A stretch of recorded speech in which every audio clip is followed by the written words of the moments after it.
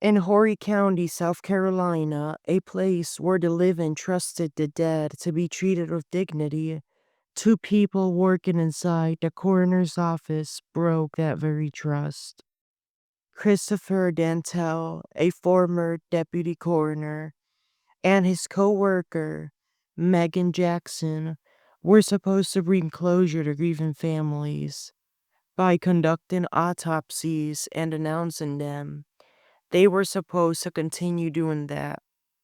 But behind closed doors, they were living a secret life that would lead to one of the county's most disturbing murder cases and the end of their careers. Their affair would soon turn fatal, and not just for this coroner caught in the middle of it all, but for the reputations and lives of everyone involved. Meagan was married to 46-year-old Gregory Vincent Rice, a father of four.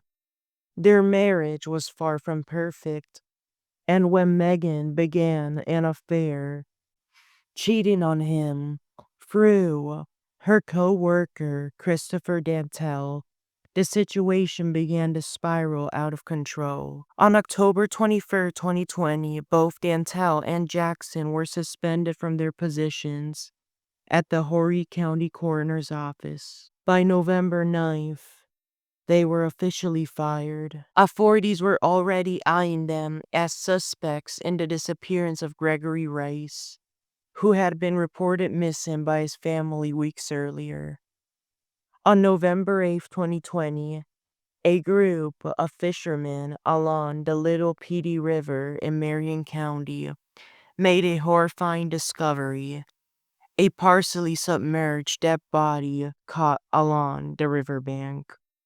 They immediately called the cops. When investigators arrived, they confirmed the remains as Gregory Rice. The Marion County Coroner's Office examined the body and determined that he had been shot 5 times.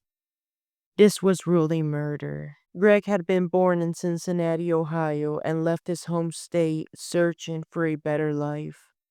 But his journey ended violently in South Carolina, murdered and left in the river by those he trusted most. As the investigation deepened, Dontell and Jackson were both questioned, but denied any involvement. Still, suspicion mounted. Each hired their own defense attorney.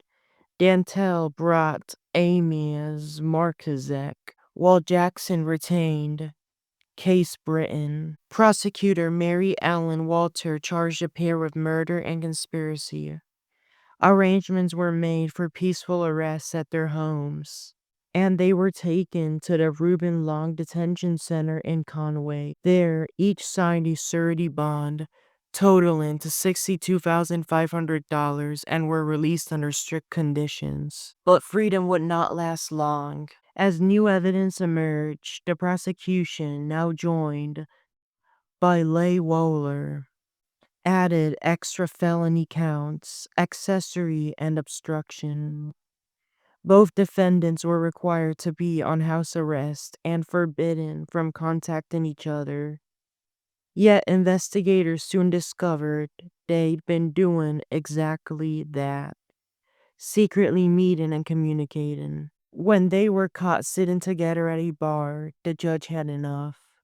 The bonds were revoked, and they were sent back to jail. At their first appearance, Horry County Magistrate William Hudson formally revoked their bonds, ordering both defendants be held at the detention center to await trial. At their arraignment before Circuit Judge Alex Hyman, both pleaded not guilty to all charges.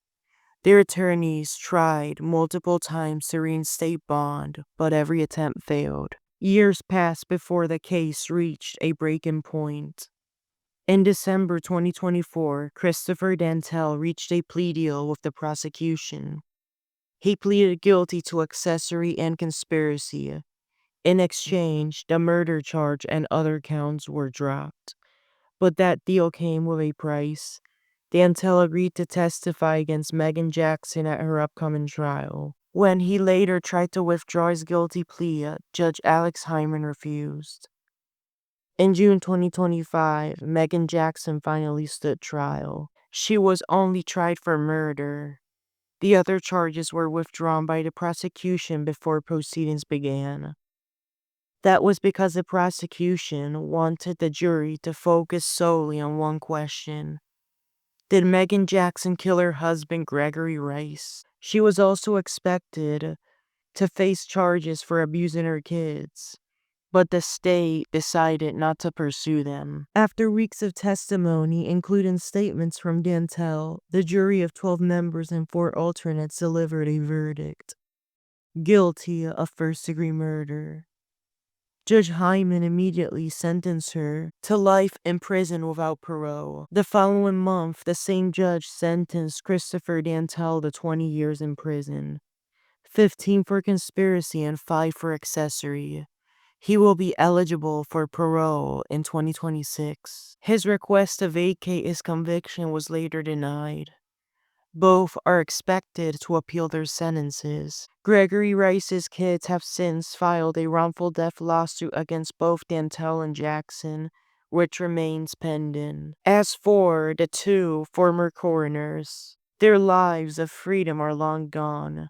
Christopher Dontell was transferred to the Kirkland Correctional Institution in Columbia on July 15, 2025.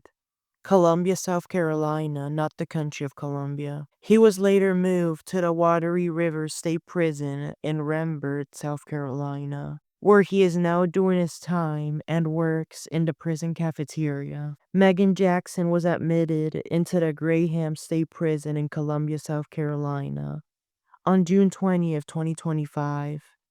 She too works in her prison's cafeteria, serving food to inmates, a grim echo of the profession she once shared with Christopher Dontell.